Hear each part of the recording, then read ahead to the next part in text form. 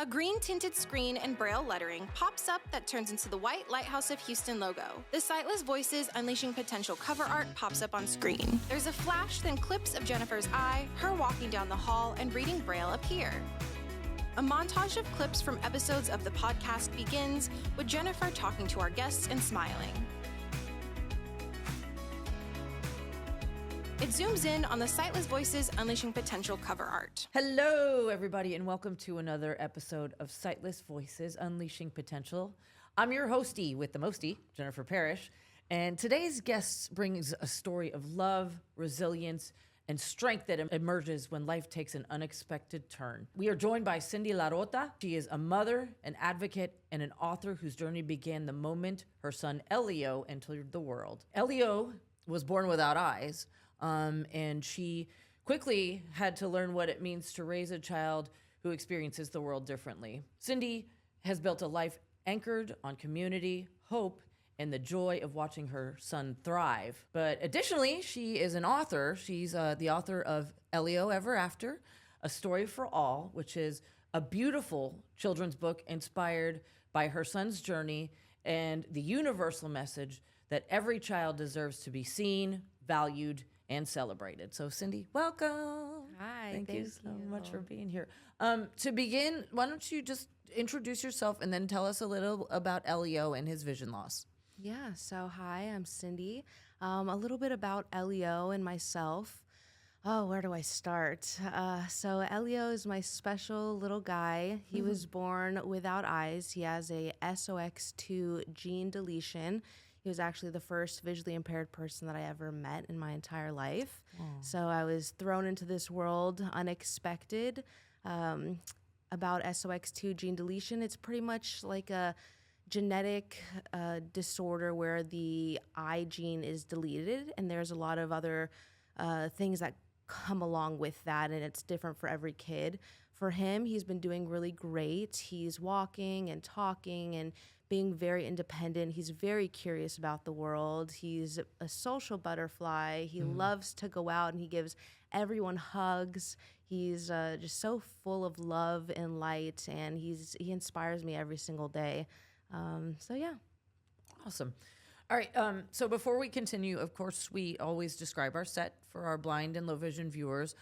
We're seated in blue chairs with wooden tables beside us. Behind us is a white brick wall with blue lighting and a glowing neon lighthouse sign. Okay. So take us back to the day that Elio was born. So, many parents imagine what their child's future is going to be like way before they're born.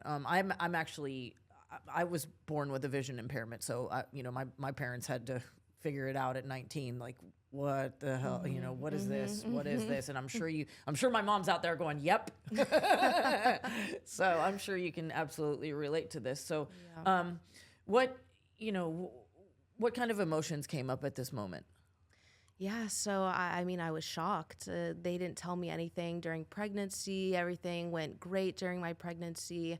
It was, we had a full term pregnancy as well, and so it was very shocking. He never opened his eyes, and I just kept asking all of the nurses and doctors, when is he gonna open his eyes? And they didn't have an answer. They're like, oh, well, it's probably just swollen. He'll probably open his eyes soon. And he was actually born at 12:12 a.m. on Good Friday. Wow. So he's my little angel baby. And so around 4 a.m. is whenever they came in and they said he doesn't have any eyes. And I mean, it's hard to describe the emotions that I experienced because I was in total shock. I just couldn't comprehend that someone could be born with no eyes. I had never heard of that before in my life. And then, of course, I start to think about I started spiraling, thinking about all the things that he's going to be going through in his life. And if this is the first visually impaired person I had ever met, I, automatically thought the worst and assumed the worst. And I didn't know anything about this world yet. So I was just scared, and it was very traumatizing for me. I didn't have a lot of support from family. So I was just very I was just traumatized and worried about the future. Right. And in the early days, so what was that like? I'm sure there was ton of medical appointments and testing and all the things. So Oh, yeah. how was that? Oh, yeah. So the hospital that we were at had never seen this before. So they were calling different hospitals. They were wondering, why did this happen? And it almost felt like everyone was putting the blame on me. So then I had this Oh my gosh. heavy layer of guilt, where I just felt so horrible. And of course, the hormones, the depletion of hormones and postpartum, it was just a horrible combination. And I felt like the worst mother ever. And it was just so heavy. And luckily for me, Elio's dad was a huge support for me and getting through all of the appointments and doctor's appointments. And it was just appointment after appointment and trying to figure out how this happened. And we pretty much came to the conclusion that it was just a random gene deletion. It didn't come from me or dad. And so Elio just chose to be like this. And he, him being born at 12 a.m., really, I keep reminding myself that he really wanted to be this way for whatever reason. And I have to just accept him and support him. And he is born perfectly. And that just kind of helped get me through all of the struggles at the beginning, because there was a lot, definitely. I'm sure. So how you kind of alluded to it, but how did you find strength when everything felt like so overwhelming and unfamiliar? Yeah, so that was very difficult at the beginning. I don't think I really had any strength at the beginning. For the first 6 months, I remember I counted every single day.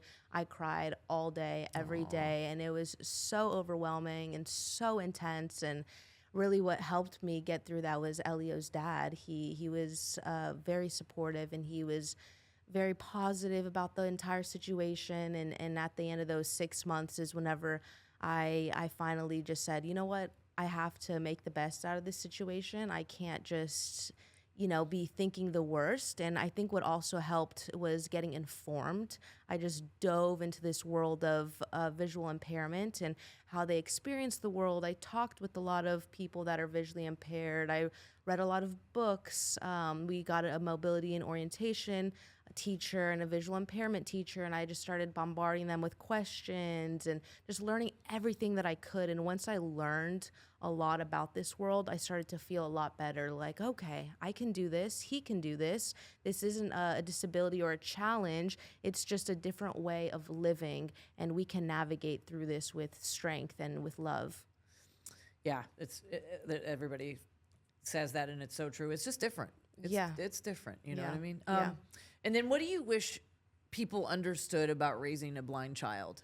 Oh, everything. I want to know this answer because, again, my mama too, holy moly. Oh, it's everything. I mean, to the eating and yes. And, people don't understand that 70 to 80% of your learning comes from visual stimulation. Right. You seeing how someone interacts with the world, you seeing someone's mouth move to then replicate that, to then talk, seeing how they're chewing, seeing how people are interacting with each other. It's quite literally everything. And I have to show him all of these things and be so engaged and so on point and on my game to be able to explain to him in detail what's happening around him and what's happening to him, or else he will never understand. And most people could never fathom something so detailed and so intense.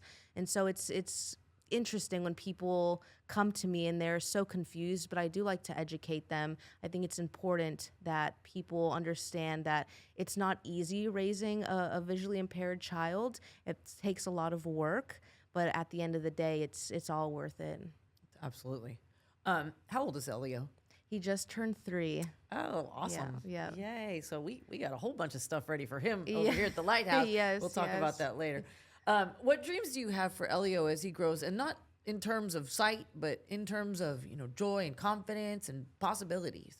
Yeah, so I have a lot of dreams for him. I have a lot of aspirations for myself, so I'm going to hold him to those same standards. And I obviously want him to have no limitations on his way of thinking. I want him to go into every scenario throughout life with just being confident and positive and inspirational to people around him.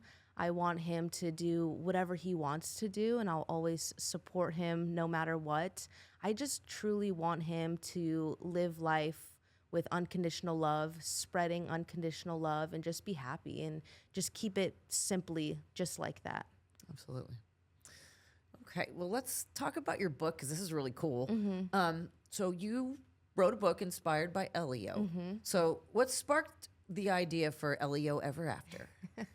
Well, my unconditional love for him, of course. I just have so much love, and I tend to create things for people that I really love. And it also stemmed from seeing some really sad things online. I'm in some Facebook group chats and groups where the visual impairments post, impairment parents post all the time. And I kept seeing a lot of parents posting about how their 6-year-olds or even 10-year-olds are sad that they're visually impaired, and that they feel when people come and ask them questions about their visual impairment that they feel bad about themselves. And that really just broke my heart. And so I thought, I have to start implementing these almost subliminal messages within him to grow this confidence within him, so he doesn't feel that way later on when kids or adults are asking him things. And even adults would come up to me and assume, they would say, oh, he's going to live such a hard life, I'm so sorry. Oh, gosh. Or I know. Or they would say, oh my God. Or they'd say even worse things like, kids are going to be scared of him at the playground because he has no eyes. I'm like, oh my gosh. I know. That's awful. So intense, Okay, right? people. I know. Anyway. I'm like, come on, guys. So it really sparked this within me to say, I want to educate the public. I want to educate everyone. And I also want to grow this confidence within Elio. And this is his bedtime story.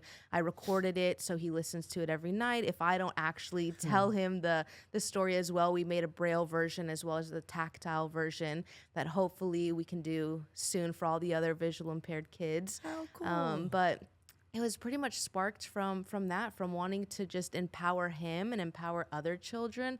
And then also, of course, most importantly, for all the sighted children to be able to kind of take a moment to stop, ground yourself, and realize that there's more to life than just sight. There truly is. Whenever So you much tap into more. those other senses, you're in a whole nother world. Exactly. Does he read? Is he reading Braille yet? Like, kind of, sort of? Yeah, I mean, we've been doing books since he was born, so he's obsessed. He's been flipping the pages since he's 1 year Oh, old, and he'll sweet. scan for the Braille, and he loves it. I'm obsessed with making him 3D books, and I'll glue things in there, and I'm obsessed. I'm very crafty, so he loves it. He's been into that since he was That's teeny tiny. so good. Yeah, just get him started early. I mean, Yes. that's the advice I would give to you, and you're doing it. I mean, I know my parents were like, you're gonna learn everything all the time, every time. So I was reading Yeah. Braille when I was 4, and you Yeah. got to get him going early because Yep. he's gonna be smarter than everybody else. Watch, I'm Yep. here to tell you, sister. Yeah. So what message do you want children and parents to take away from the story? I really want them to take away that anything is possible and to just accept everyone for who they are and just live life with love. Nice. And then how has sharing your story publicly opened doors for connection, awareness, or healing? So that's opened up a lot of doors. It's been kind of interesting because I didn't have a lot of family support with Elio being born visually impaired. Unfortunately, my parents don't really understand or really support that, which really blows my mind. I don't Wow. know how you couldn't love Yeah. this bundle of joy that's so beautiful and bright. So it's really opened the doors for community, and I have gotten so much love and support from strangers, and it's been so inspiring to be able to get that kind of support and then be able to give that support to other people that may need it. And we've gone connected with so many people around Texas or even around the world, actually. And the Lighthouse, of course, we just went to the Children's Museum yesterday, and we're getting connected with that community. And I would love for this community to be even louder too and even more connected, because I'm noticing, like at the Children's Museum, that they've been there for 30-something years and they don't have any Braille stickers anywhere. Come on, Children's Museum. That's crazy. Let's do better, guys. That's crazy 'cause to me. That is crazy. Yeah, that's wild. Because I mean, it's not difficult. Yeah. And they can contact us and we can help them do Yes, that probably. yes, absolutely. So we are all going to be in contact Heck because yeah. I gave them your contact and everything like that. So the community is amazing. I love the Lighthouse especially because without this in Austin, we don't have anything like this actually. So we constantly come to Houston to do activities and events at the Lighthouse. So you live in Austin? Yes. Oh, wow. I didn't know Yes. that. Okay, so did you come up here just for this? Pretty much. That's awesome. Oh my gosh. Yep. What about were you looking at TSBVI yet? Yes. Okay. Yes. So Okay. we've looked into that. Our one of our visual impairment specialist teachers, she actually worked there for many years. And so what I understand is that you have to be in school, enrolled Yeah. in school. And then if you're kind of falling behind or struggling with something, they can implement some things over at that school. But you can't just attend full Got it. time, which is really unfortunate, but I would love to start creating some events over there in Austin. I was kind of in the works with doing that, and then Elio's dad unfortunately passed away, so we had to stop all of that, but we were in the works of getting some children's events together over there and some play dates for the visually impaired children and things like that. So I'm going to try to start that up again soon because it's very important to me for community. Yeah. Awesome. So you mentioned losing Elio's father recently. How did you kind of, this is another whole layer of grief on top of, Elio's diagnosis. How did you manage that? So I'm still trying to manage it. It's something that it's like you said, it's a whole nother layer that I have to now deal with and navigate with, and also think about how I'm going to introduce that to Elio as he's growing up and asking about his dad. He still asks for his dad every single day.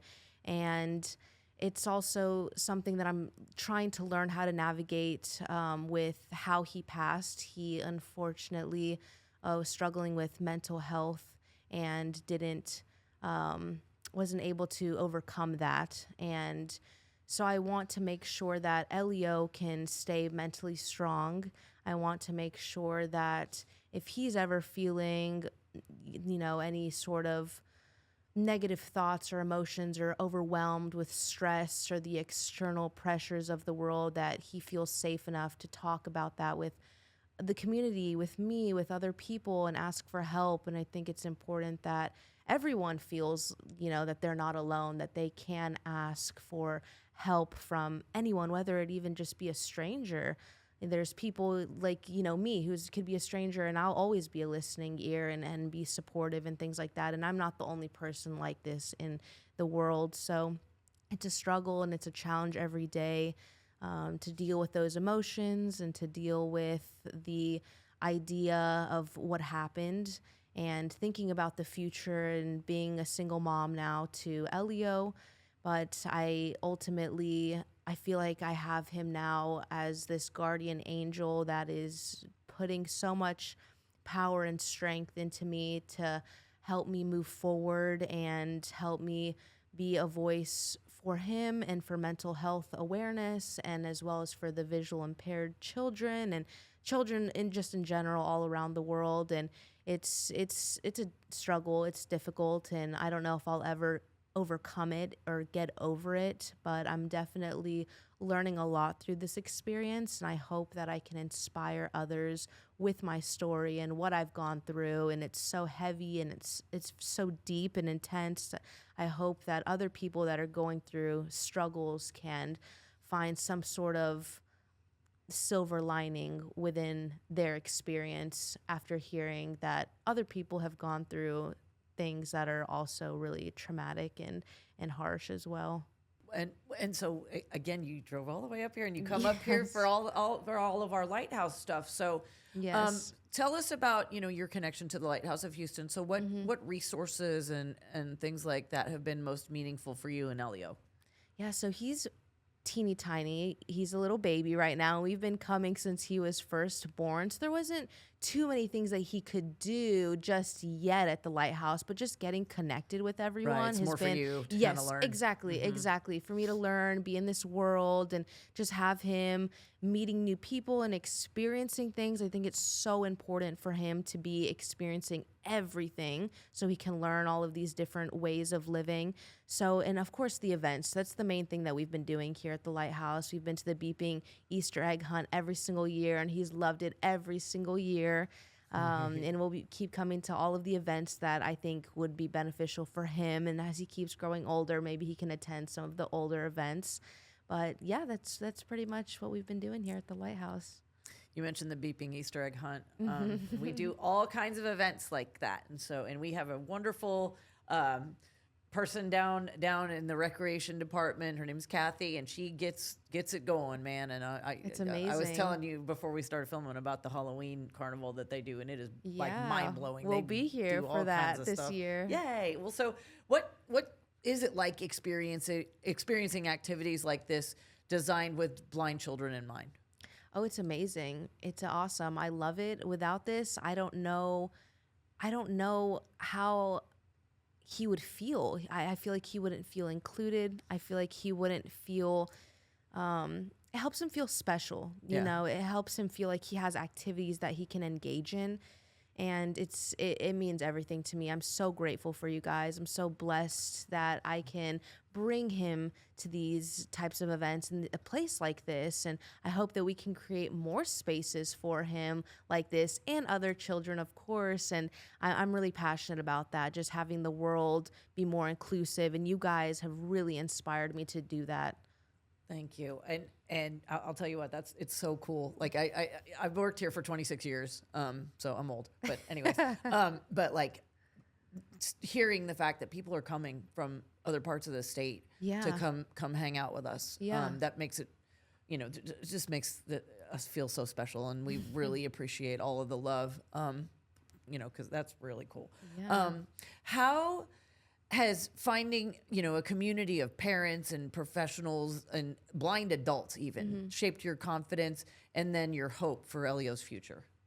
Yeah, so like I mentioned at the beginning, that was the biggest key and piece to gaining confidence and strength to push forward in this journey.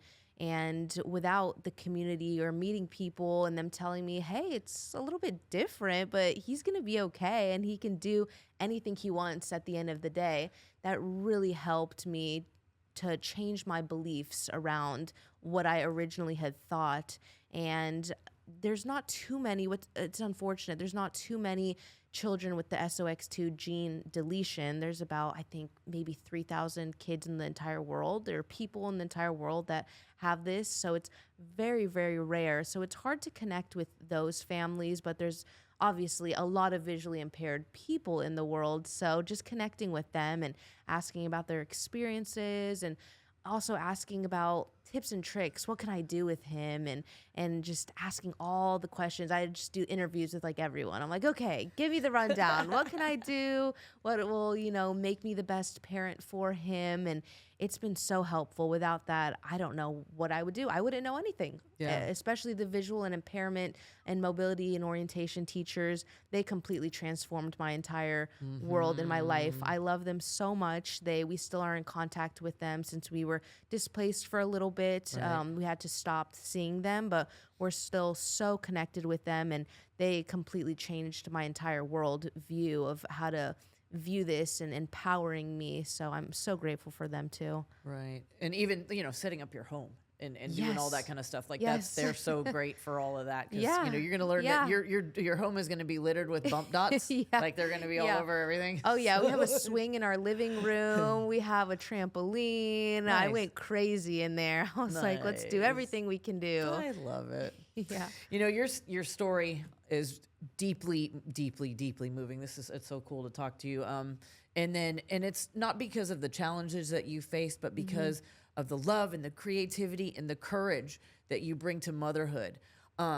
Your journey is a great reminder that every child deserves a world that welcomes children exactly the way they are. So Yes. before we close, can you share like a message for parents who are facing a diagnosis that they never expected, like Elio, or, who are feeling alone in this kind of journey? Yeah, of course. I think the biggest message that I would want to say to those parents, or really anyone in the world, is to just believe in yourself, that anything is possible. And the only thing that's holding you back from doing something is yourself. It's those limitations or those beliefs or those mindsets that you might have accumulated throughout your life. And those can easily be shaped and changed into something more positive.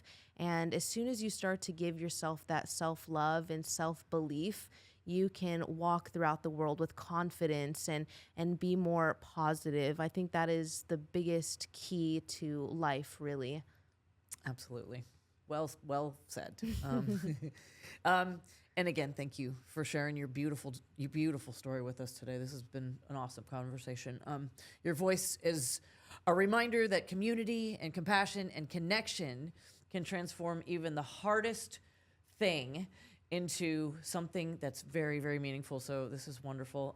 To our listeners, we hope that today's episode encourages you to embrace differences, seek support, and celebrate the unique ways that each child experiences the world. Be sure, obviously, to check out more episodes of Sightless Voices Unleashing Potential and follow the Lighthouse of Houston on social media. And then also visit our website at houstonlighthouse.org to learn more about our programs and services. And until next time, this is Sightless Voices Unleashing Potential. Stay bold, stay determined, and keep unleashing your potential.